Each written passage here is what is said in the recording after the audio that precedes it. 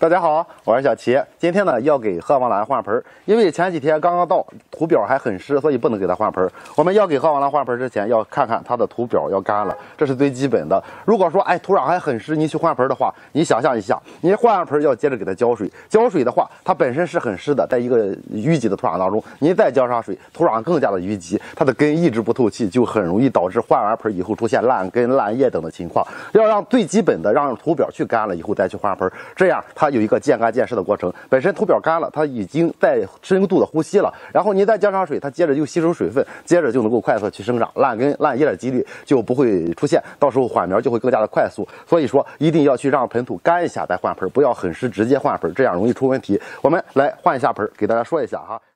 首先我们看一下它的根啊，大部分都在外面，而且已经把土壤全部吃掉了，里边是没有土壤的，只在土表能够看到一点土壤。这样的根你看基本上没有烂的情况，非常的发达，所以换盆的话没必要去给它分开，我只需要给它换一个大的盆。如果你想分株的话，要剪开以后晾上几天的时间，最起码要晾3、5天，让伤口干燥愈合，你再去换盆。我们现在直接将它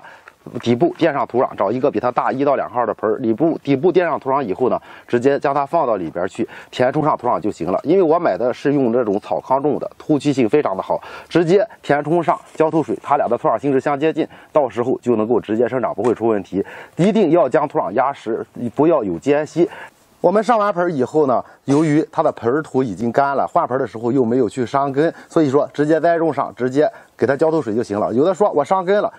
必须要去晾一下啊，然后呢晾好了再栽种，也是栽种完直接浇水。浇水的时候一定要去给它加点生根液进去，生根液能够促进它快速的长根。如果在室内不通风的话，也要适当的加点多菌灵，防止它出现烂根的情况。这样兑好了以后，直接给它浇上，浇上以后让盆土彻底的湿透，不要说浇这边干那边湿，一定要浇均匀。浇好了以后，我们就可以去放到一个见太阳的地方去。但是呢，你如果前期缓苗的时候没见光，要去放到一个弱光的环境中，缓上1周左右的时间，只要它不出问题，我们就逐渐增加光照，放到太阳光充足的地方去，就能够保证不出问题了。由于现在是冬季，所以说我们在家中养的话，缓苗成功以后不需要给它太多的肥料补充，我们可以适当的在它盆土表面给它撒点缓释肥料，这样浇水的时候呢，养分就能够逐渐的渗透到土壤当中一部分，这样就能够保证有养分，不会缺少养分，出现黄叶、僵苗等的情况。等到春季来临的时候再去给它补充肥料。由于它一直长一直开花，只要植株足够大，肥料的话我们去给它用点花多多2号就行了，高磷的肥料，也是定期1个月给它1到2次，这样就能够保证它